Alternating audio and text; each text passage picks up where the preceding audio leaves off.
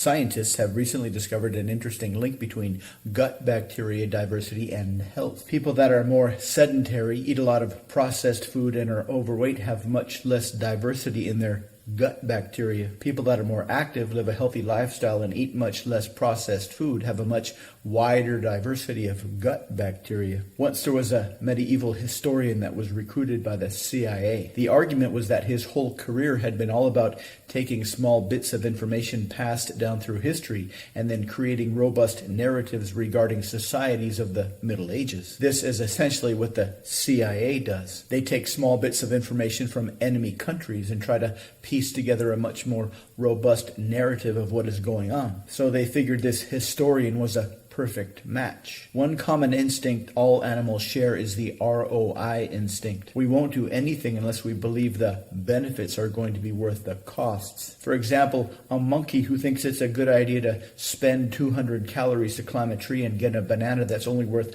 100 calories would soon go extinct. All that is left now after the relentless and unforgiving filters of natural selection are animals, including us, who won't do anything unless, all things considered, the benefit will be worth the cost. For us humans, many of these costs and benefits are unknown, and they need to be imagined. This can make decision-making very difficult if you make wrong assumptions about your future. I had a friend once who had everything going for him. He just started dating this gorgeous girl. He just got a raise at his job. Everything was going fantastic. A few of his colleagues at work were talking about buying houses. At the time, he'd lived in a nice apartment, but he'd been thinking about buying a house for a while. He started shopping around and he found a very nice house in a very nice neighborhood that was close to his apartment, which meant that he was already somewhat familiar with the neighborhood. He didn't consciously think about buying a house as it related to his new relationship, but he did start to talk about his new house on dates. He also talked about his new position at work on dates. He wasn't bragging or trying to build value or send her any kind of specific message. He just felt comfortable talking about a wide variety of things with her. So he naturally talked about things that he was excited about, only she didn't interpret it this way. She assumed he was trying to impress her with his income. She assumed that he was trying to impress her with his new house. She also assumed that he was covertly trying to convince her to become much more serious, and she went right along with it. She started staying over at his place more and more. He enjoyed that very much. Before long, she started staying longer and longer lengths of time. He gave her her own key, and she would be there in the morning when he left for work, and she would be there when he came home. At first, he thought this was fantastic, but as time went on, the magical emotional feelings started to diminish, as they usually do. Pretty soon he would come home hoping she wasn't there, only to find her waiting. She'd made some assumptions and he didn't really argue. He never was the assertive type. She canceled her lease and moved in full time. He didn't really like the idea, but the idea of both breaking up with her and kicking her out was too much for him to think about. It turns out his company wasn't doing so well. His promotion was actually part of a last-ditch effort by upper management. They'd taken on a lot of debt and it wasn't quite working out. Not only was his job in danger, but the entire company was slowly going under. To make matters worse, he'd